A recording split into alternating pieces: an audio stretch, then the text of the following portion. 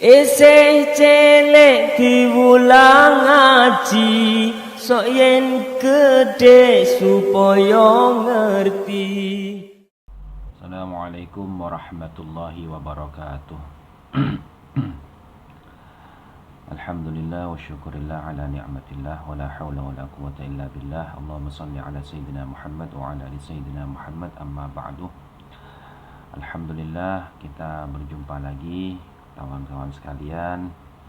Ini ada kiriman video sekaligus ada pertanyaannya, bagaimana pendapat saya tentang video ini, di mana ada seorang ustadz, salah satu murid dari Habib Bahar bin Smith, yang dia itu berceramah tentang keutamaan seorang habaib dibandingkan dengan seorang kiai, seorang habaib yang bodoh dibandingkan dengan seorang kiai atau 70 kiai yang alim allamah.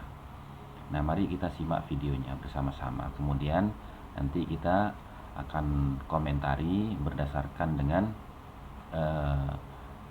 takbir dari kitab yang akan kita ambil dari Nasha'ihud Diniyah dan juga dari syarah hadis Arba'in Nawawi. Mari kita tonton bersama-sama. Bismillahirrahmanirrahim.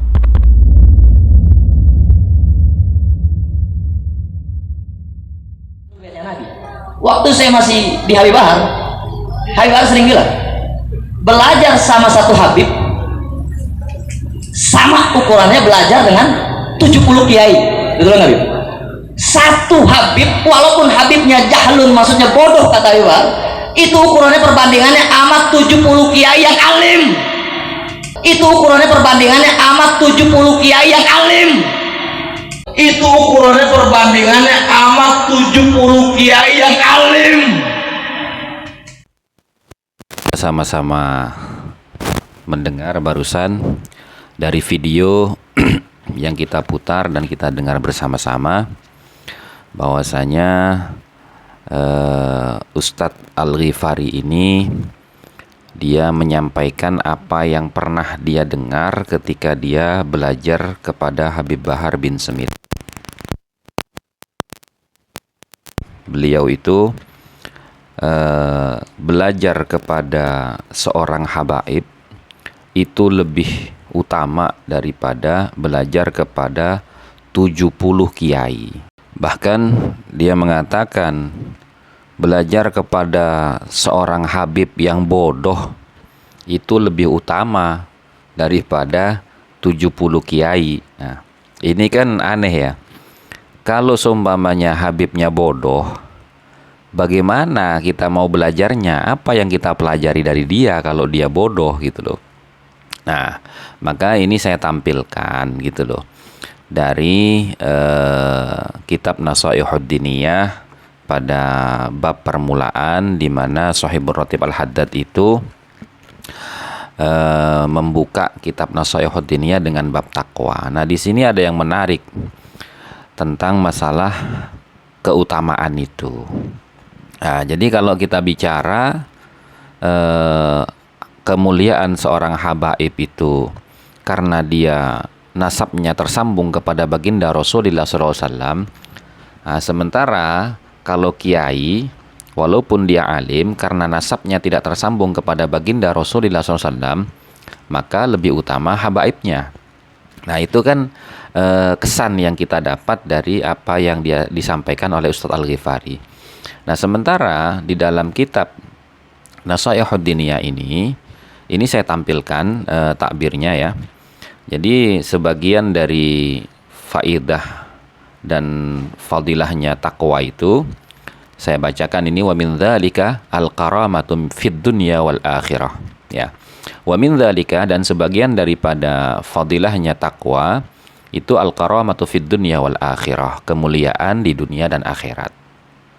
Qala Allah Ta'ala berfirman, inna akramakum indallahi atqakum, sesungguhnya orang yang paling mulia di sisi Allah itu adalah orang yang paling bertakwa. Nah, kemudian bagaimana Shahibur Ratib Al-Haddad ini mentafsirkan ayat ini? Faja'alal karamata indahu bittaqwa, maka Allah telah menjadikan al-karamata, kemuliaan, indahu, di sisinya, bittaqwa, dengan sebab takwanya, la bil ansab, bukan dengan sebab nasabnya, wala bil amwal, dan bukan dengan sebab hartanya, wala bi syai'in akhar, dan bukan dengan yang lain daripada ketakwaan. Nah, ini sudah jelas, nasab pun dinafikan oleh Shahibur Ratib Al-Haddad. Nah, kenapa saya mengutip takbir daripada kitab Nasaihud Diniyah ini? Karena yang berpendapat tadi itu adalah seorang habaib, gitu loh. Itu adalah seorang bagian dari habaib yang berkomentar tadi itu, yang punya pendapat bahwasanya satu orang habib yang bodoh itu lebih utama daripada 70 kiai yang alim. Nah, saya ambil dari kitab Nasaihud Diniyah ini karena Nasaihud Diniyah ini kan karya daripada Al-Qutbul Irsyad wal Ghausul Ibad wal Bilad Al-Habib Abdullah Al-Haddad. Nah, beliau ini dikenal sebagai rajanya para habaib. Nah, bagaimana nih kalau rajanya para habaib aja pendapatnya tidak begitu, bahkan nasab saja dinafikan oleh beliau, gitu loh. Jadi takwa nih, yang paling utama itu takwa, berdasarkan firman Allah, inna akramakum indallahi atqakum. Nah, kemudian takwa ini, bagaimana takwa ini? Ya, takwa ini harus dengan ilmu. Lah, untuk mendapatkan ilmu ini bagaimana? Ya harus belajar, gitu loh. Daya upaya untuk mendapatkan ilmu itu ya belajar, gitu loh. Kalau tidak belajar ya tidak bisa, gitu loh. Nah, belajar ini tidak ada hubungan dengan nasab, gitu loh. Nah, kata Nabi, man jadda wajadda, barang siapa yang bersungguh-sungguh maka dia akan berhasil. Kalau belajar ya berhasil belajarnya, gitu. Nah, kemudian ini saya tampilkan lagi di dalam syarah hadis Arba'in Nawawi. Di situ ada hadisnya Nabi yang dikutip oleh Imam Nawawi dalam kitab Syarah Arba'in Nawawinya. Nabi bersabda, man batta'a bihi amaluhu lam yusri' bihi nasabuhu. Barang siapa yang lambat amalnya, maka nasabnya tidak bisa mempercepat dia menuju ke surga. Nah, kemudian Syekh Nawawi Al-Misri itu mensyarahi hadis ini bagaimana? Fayuqaddamul 'amilu bit-ta'ati walau kana 'abdan habsyian. Ya. Walau kana 'abdan habsyian. Allah itu akan mendahulukan orang yang memiliki amal di dalam ketaatannya, walau kana 'abdan habsyian, walaupun dia itu budak dari negeri Habasyah, didahulukan ala ghairil 'amili, atas orang yang tidak punya amal, walau kana syarifan Quraisyian, walaupun dia itu bangsawan Quraisy, gitu loh. Nah, maka kita bisa ambil kesimpulan di sini nih, gitu loh. Apa kesimpulannya? Nah, ilmu itu lebih utama dari segala-galanya, gitu loh. Nah, ada lagi juga pernah disampaikan juga oleh teman-teman, gitu kan. Ada namanya kitab Tafsir Mafatihul Ghaib, Tafsir Ar-Razi. Itu tentang firman Allah, wa 'allama Adam al-asma'a kullaha. Nah, ketika membahas itu Imam Fakhrur Razi membagi menjadi beberapa masalah.